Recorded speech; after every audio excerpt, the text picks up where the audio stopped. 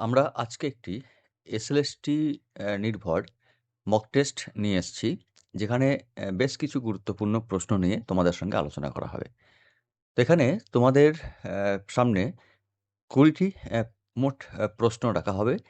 তোমরা প্রশ্নগুলি দেখে এবং তার অপশন দেখে সঠিক উত্তর নির্বাচন করবে। তারপরে তোমাদের স্কোর কত হচ্ছে তোমরা কমেন্টে তা জানাবে। চলো প্রশ্নগুলি দেখে নিই।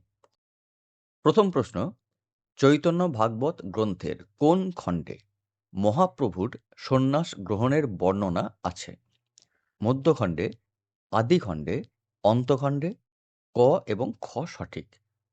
কোনটি হবে সঠিক উত্তর? চৈতন্য ভাগবত গ্রন্থের কোন খণ্ডে মহাপ্রভুর সন্ন্যাস গ্রহণের বর্ণনা আছে? তো এখানে তোমরা অবশ্যই উত্তর নির্বাচন করবে এবং সঠিক উত্তর কি হচ্ছে সেটা তোমরা কমেন্টে জানাবে। তো আমরা দেখে নিই আমাদের উত্তর। সঠিক উত্তর ক মধ্যখণ্ডে। সঠিক উত্তর হলো ক মধ্যখণ্ডে। বেশ, চলে যাই পরের প্রশ্নে।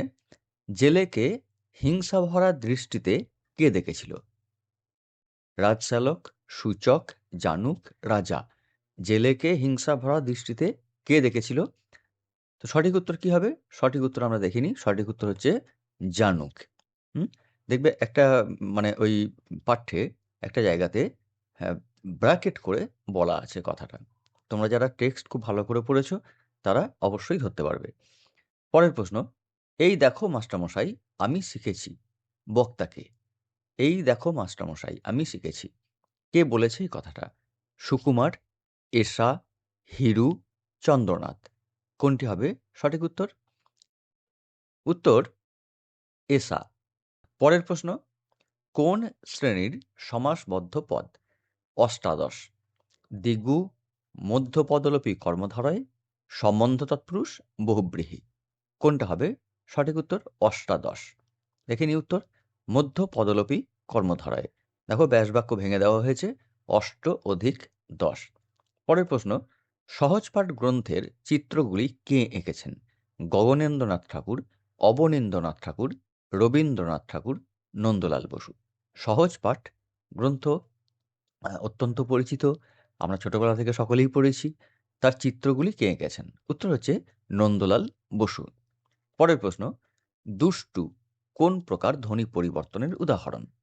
আদি স্বরাগম, স্বরসঙ্গতি, অন্তঃস্বরাগম, ধ্বনিলোপ। কোনটি হবে সঠিক উত্তর?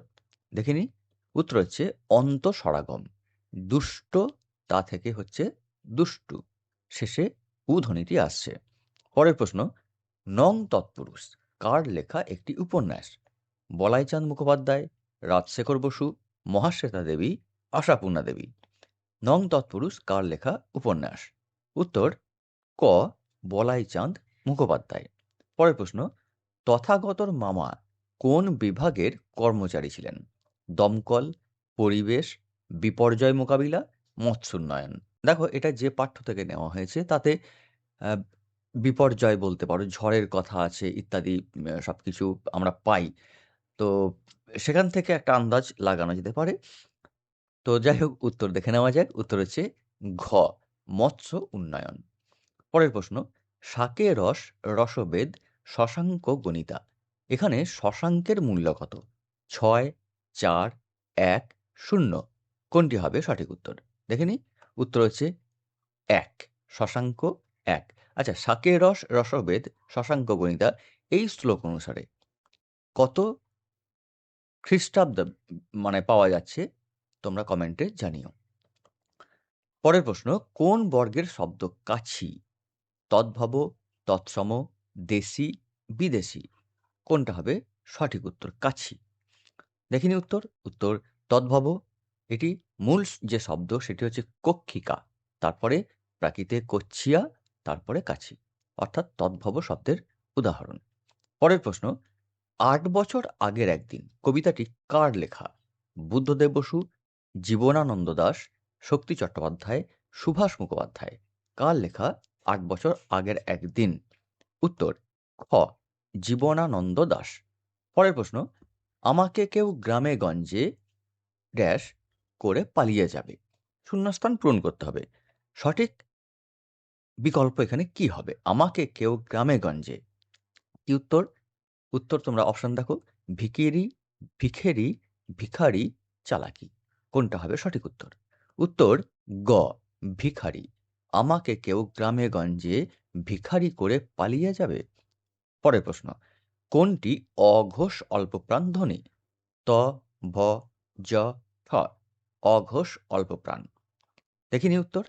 ক, ত, অর্থাৎ উত্তর হচ্ছে ত, বিকল্প হচ্ছে ক। অপশন। চলে যাই পরের প্রশ্নে। আমি কি হেরিলাম নিশি স্বপনে? কোন পর্যায়ের পদ? বিজয়া, মা কি ও কেমন, মনোদীক্ষা, আগমনী। কোনটা হবে সঠিক উত্তর? আমি কি হেরিলাম নিশি স্বপনে কোন পর্যায়ের পদ? উত্তর ঘ, আগমনী। পদটি কার লেখা?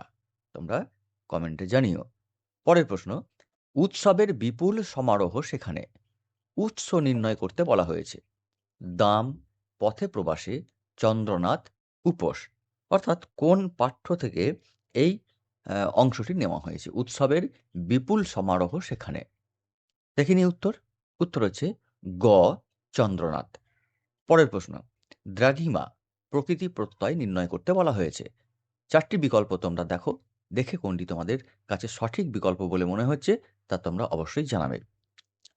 তো আমরা উত্তর দেখে নিই। উত্তর হচ্ছে খ, দীর্ঘ যুক্ত ইমন। পরের প্রশ্ন। সরহপা মোট কতগুলি চর্যা লিখেছেন? 4টি, 2টি, 8টি, 1টি। সরহপা মোট কতগুলি চর্যা লিখেছেন? উত্তর ক, 4টি। যখন খাবার সময় হতো ফিরে আসতেন। এটিকে সরল বাক্যে পরিবর্তন করতে বলা হয়েছে। অপশন দেওয়া হয়েছে। খাবার সময় হতো আর ফিরে আসতেন।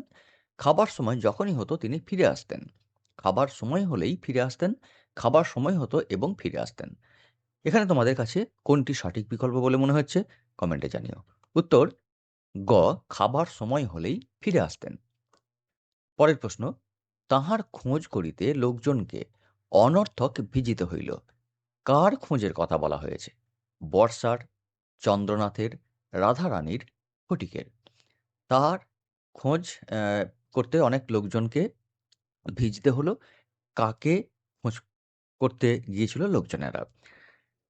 উত্তর দেখিনি। উত্তর হচ্ছে ঘ, ফটিকের। পরের প্রশ্ন। সমরেশ বসুর প্রথম গল্প সংকলনের নাম কি? আদাব, মরশুমের একদিন, উত্তরঙ্গ, পসারিণী। কোনটা হবে সঠিক উত্তর? উত্তর আমরা অবশ্যই জানিয়ে দেবো এখানে। তার আগে বলি যে তোমরা এইরকমভাবে আরও প্র্যাকটিস করতে পারো।